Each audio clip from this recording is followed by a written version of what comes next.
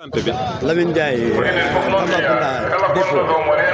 da nga ñëw ci Daaka bi ren 2024. waaw waaw dama ñëw si Daaka bi 2024 mot na 25 ans maa ngi fi ñëw ñaar at ak juróom maa ngi ñëw fi.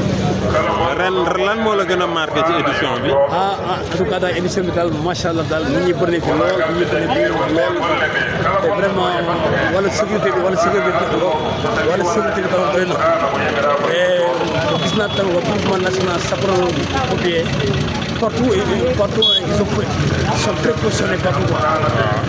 léegi looy ñaan ñii ñibbi pour yoonu ñibbi bi. maanaam ñun ñibbi damay ñaan si mbokku ci soxor yi mi ngi daw ndànk fi ñu jëm sorowul nag di ñaan autorité policiers et douaniers ak waa eaux et forêts yi nañu yombal le passage aux pèlerins qui nous viennent de la sous-région et des autres régions du Sénégal. bu ko defee ñu ñibbi ci jàmm daal. ñëw si jàmm fekk ak yow jàmm nag. voilà te yàlla may ñu ñu fekk ko déwén.